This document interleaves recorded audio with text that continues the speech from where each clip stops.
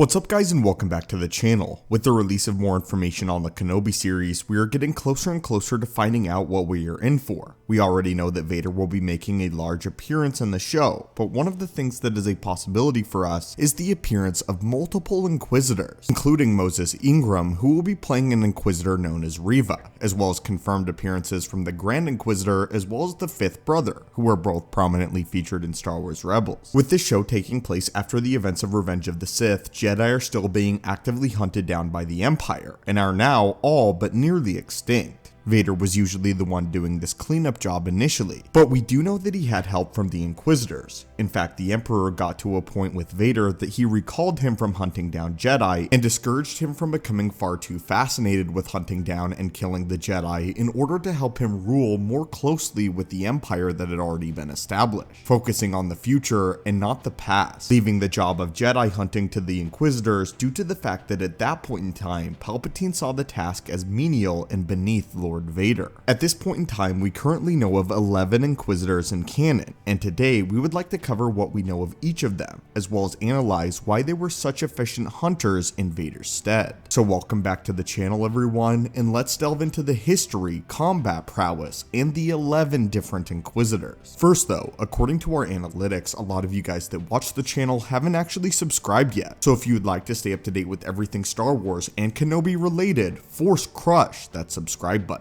To start, it is worth mentioning that most, if not all of the Inquisitors were once Jedi themselves. Jedi who had defected from the Order prior to the events of Order 66 and the Jedi Purge. They did so through various means, be it enticement, capture, or excessive torture. The Inquisitors were brought to the dark side by Palpatine initially, but later by Lord Vader. Vader was the one who was primarily tasked with training the Inquisitors in the ways of the dark side, as well as hunting down Jedi. Vader aimed to cut the Inquisitors from their more defensive fighting styles of the Jedi and make it only offensive. The end result was an aggressive fighting style that aimed to quickly overpower and overwhelm surviving Jedi, hampering their concentration and preventing them from falling back into their Force abilities. Vader believed that this tactic would work, as the tactic was actually quite similar to the likes of General Grievous. Overpower and overwhelm as quickly as possible before a Jedi can fall back into their sequences, using fear and the dark side to their absolute advantage. Most of the Jedi the Inquisitors would be hunting would not be masters, as most of them had fallen to the clone troopers or had been killed by Vader directly. Vader was brutal in his training methods and wanted them to be as prepared as they could and as soon as possible to hunt down all of the remaining Jedi. Vader accepted no failure whatsoever, which made training more like part 2 of their own torture.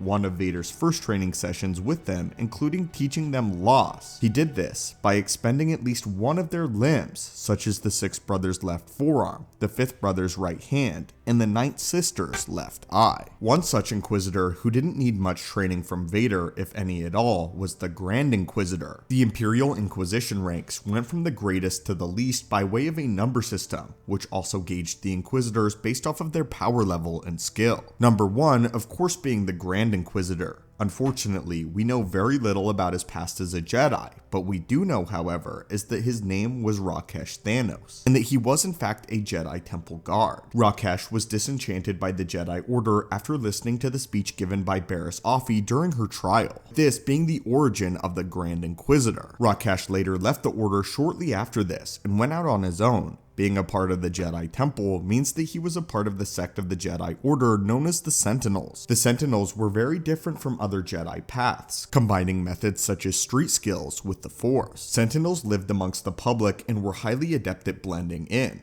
After Order 66, many Jedi Sentinels on their run turned to the dark side, or were ultimately hunted down by the Inquisitors or Vader. Palpatine, among any other Jedi, wanted the Sentinels gone as soon as possible, as they were specifically trained in hunting down and destroying any remnants of the dark side or Sith artifacts, as well as being extremely adept at hiding. This is quite ironic, considering how the Grand Inquisitor would go on to hunt down and destroy any remnants of the light, but his past as a Jedi Sentinel likely helped him in tracking down all of the remaining Sentinels that had managed to survive the initial stages of Order 66. Just like all Sentinels, Rakesh was incredibly skilled in lightsaber combat and Force ability. He was ruthless in the pursuit of the Jedi as well as the rebels, sporting the standard issue rotating double-bladed lightsaber given to all Inquisitors. The Inquisitors employed many of their talents and techniques to find the Jedi stragglers. The Ninth Sister, for instance, was gifted with reading emotions, which gave her an edge during interrogations whenever mind probing wasn't working. The Inquisitors also had another method with taking down more highly ranked and more esteemed Jedi, such as once locating their target, grouping up and overwhelming their opponents with an onslaught of unrelentingly aggressive attack patterns which often put down their prey. Unlike Vader, the Inquisitors often would hunt in groups like a pack, causing some to refer to them as Vader's dogs. This tactic was effective when dealing with Padawans and low-ranking Jedi Knights as well, but often was thwarted by more skilled and more powerful Jedi and Jedi Masters. We see this in practice as Ahsoka was able to work around this method of fighting and in turn turn against her attackers. The Inquisitors were unable to defeat Ahsoka Tano or Maul due to the fact that they were far more skilled in their respective arts. Many times, it was Vader who would take on the task of killing the Masters, such as he did with Jedi Master Eth Koth, as the Inquisitors were more suited for lower ranking and less skilled Jedi,